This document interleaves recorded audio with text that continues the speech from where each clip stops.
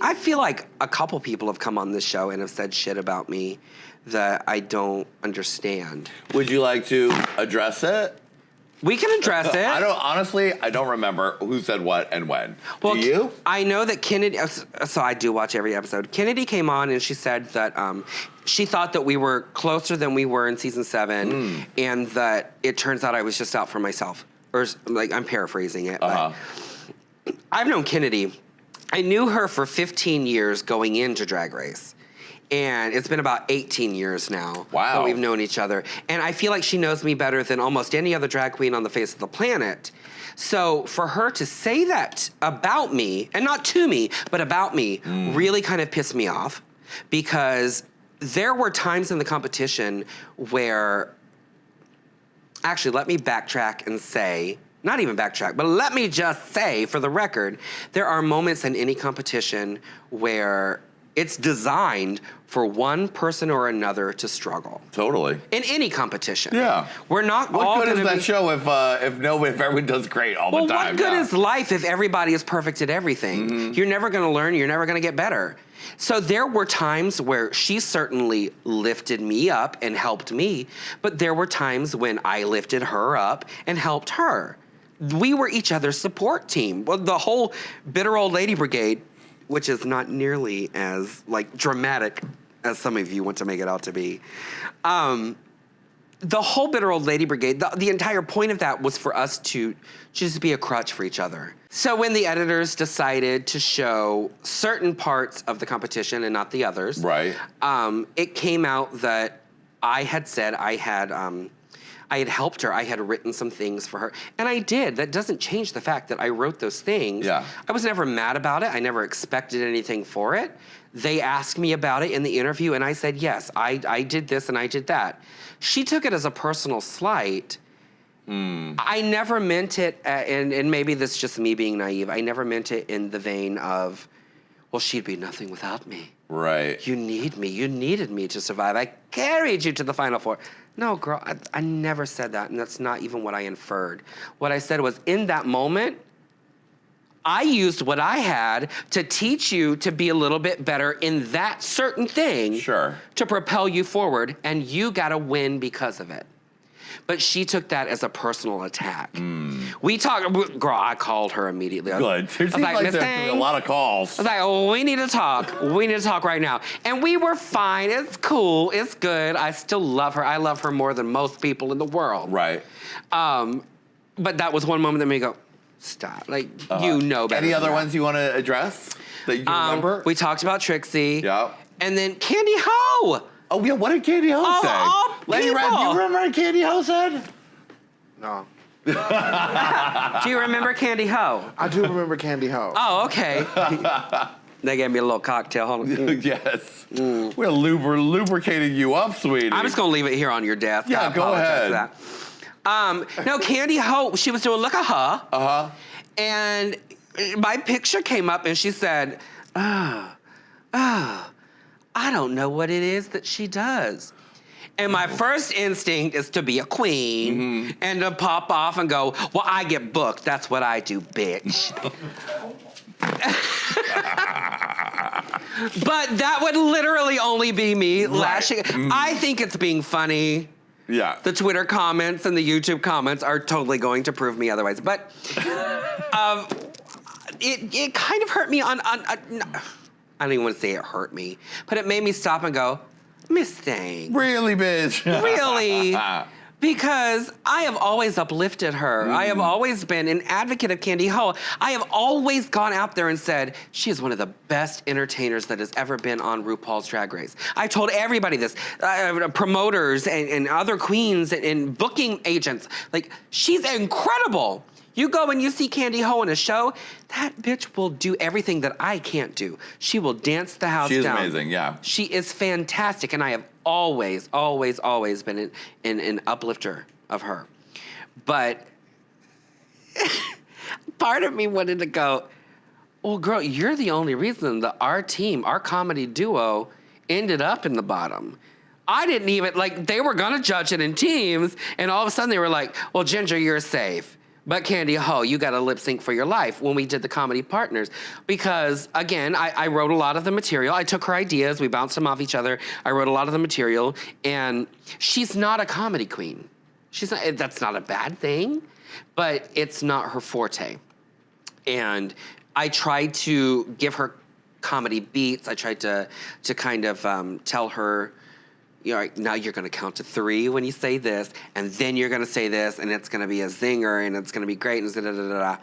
I don't claim to be the be-all, end-all of comedy, but I know a little bit about comedy. Yeah, you coached her through the thing, for sure. And I helped her. Like, I did everything that I could to make her as amazing as she could be. And it didn't work out, but I never knew that we had an issue. All of these girls from my season that come on here and talk shit about me, I never knew that we had an issue. And I'll be the first to admit that I was in a bad place on season 7. Mentally, I just was not, I was not a happy person, but I never knew that it kind of leaked out and kind of made these other girls feel a certain way about me. Interesting. That is a little bit of a hard pill to swallow sometimes when you find out how you were acting was coming off in a different way than people were expecting. Well, and how I was acting came off in a different way than I intended. Yeah. And so for that, I truly, from the bottom of my foam batted heart, I will say I apologize to anybody from my season or whatever that maybe was offended by or put off by anything that I said or that I did. But just know it truly did come from a good place, and I didn't realize that we were in some kind of feud. Yeah. I didn't realize there was beef there. Well, you've just made peace, honey, and I say yes to that. Now let's poke at more old wounds with Let's do questions it. from Reddit. Ooh, you shady bitch. Can we get kosher salt for these wounds? Yes.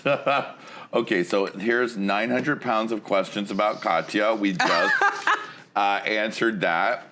Can I be the first person to say, Reddit and I, like, we don't have the best history because they feel like they hate me and I must hate them. I love Reddit. I'm obsessed with Reddit. Do you? I was a go on. Reddit queen before I was a Drag Race You queen. were? Yeah. Yes. She's one of you, children. I am one of you.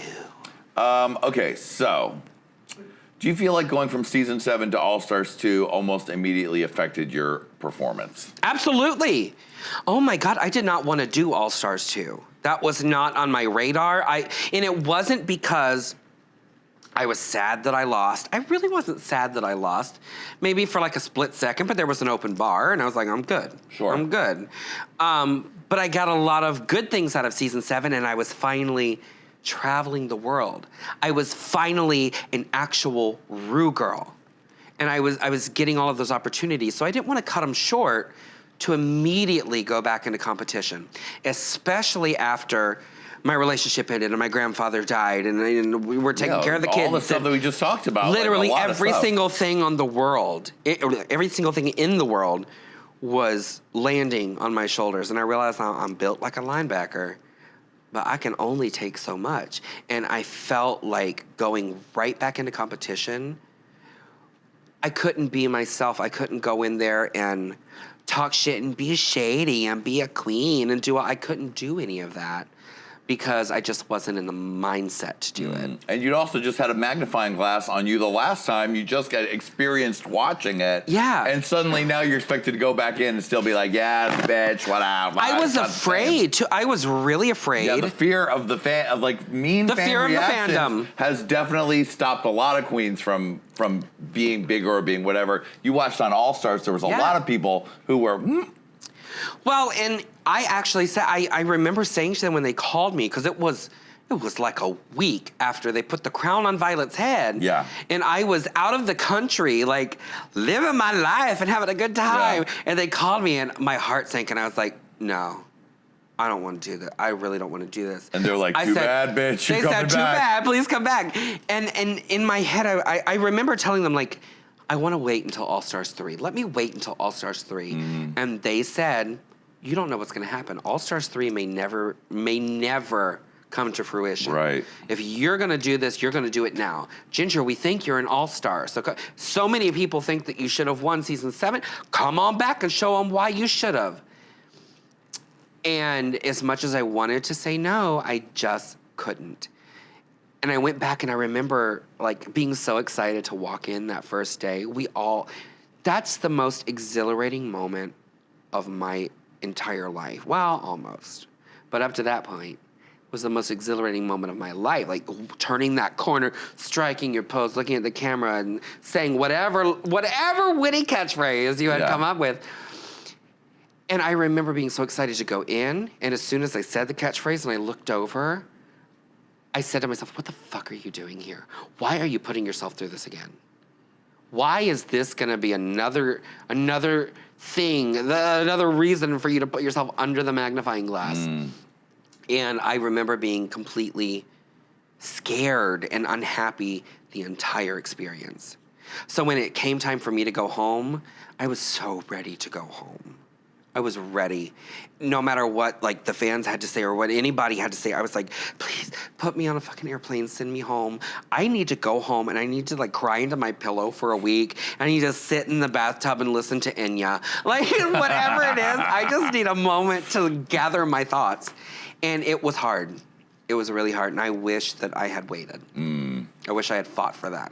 If season 7 had followed the lip sync for the crown format with the top 4, who do you think would have taken it home? You, Kennedy, Violet, or Pearl? Kennedy, hands down. She would have slayed that. She has the tricks, all the tricks. She has all the tricks. Yeah. And I will say, I think I'm a great lip syncer. I'm a theatrical person. I know my words. I know my emotions. I can sell it right here. Yeah. I can do that. And I think that Violet is really great at what she does, and Pearl's really great at what she does.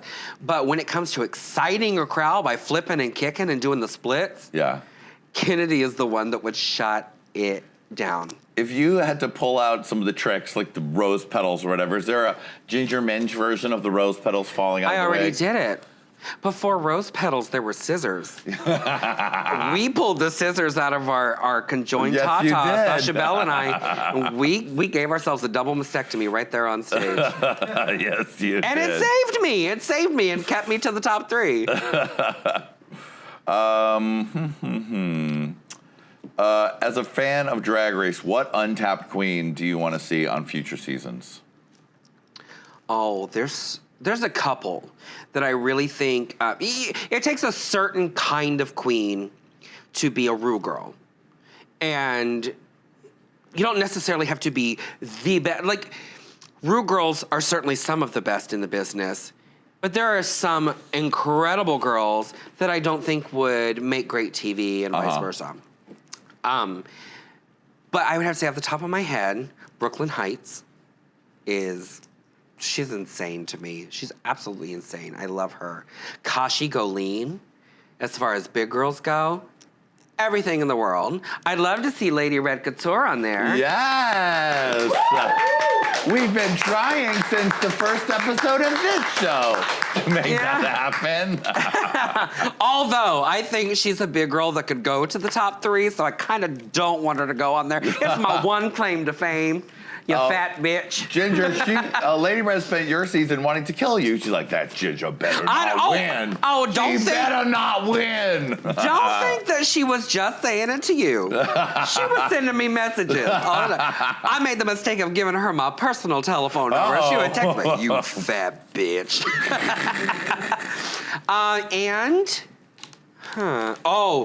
There's this one girl. Okay, my favorite drag queen in the world right now. Her name is Tina Burner.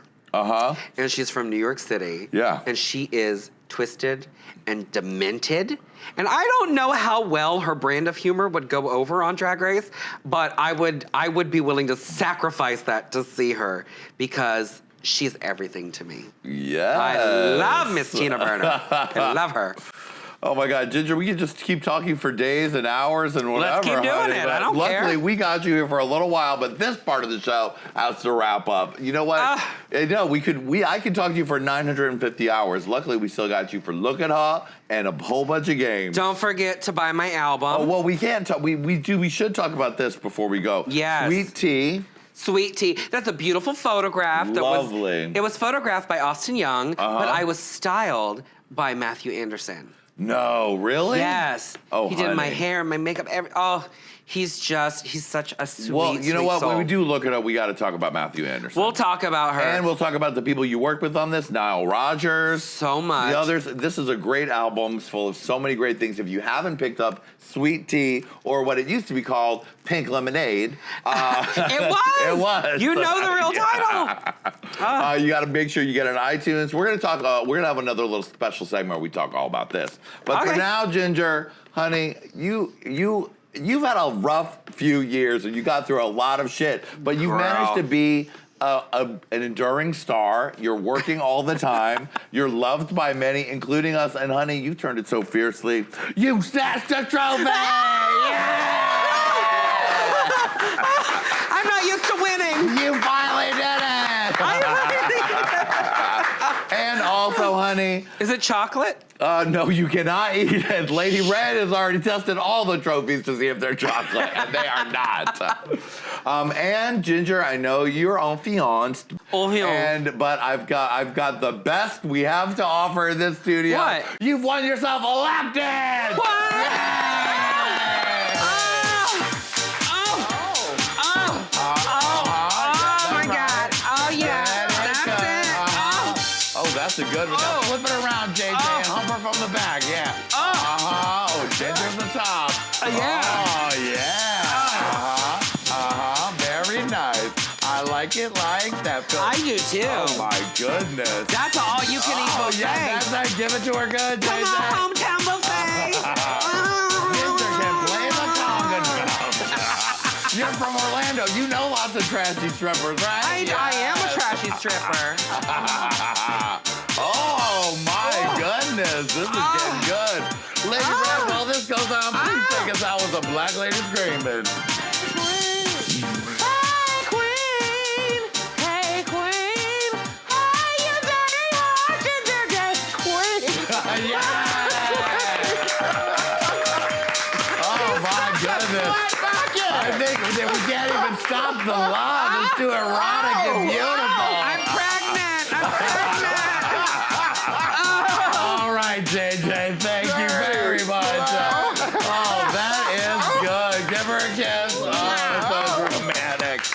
Thank you very much, Ginger. I love you. Oh, I honey. think my water broke, Oh, girl. yes, you did. Ginger is not leaving us. We're going to play Look at Her. We'll talk more about Sweet Tea and a whole bunch more, so make sure you check that out. Ginger, we love you. Give it up I for love Ginger. you. And we'll see you next time on Hey Queen. Bye, baby. Come on, let's feel the tea.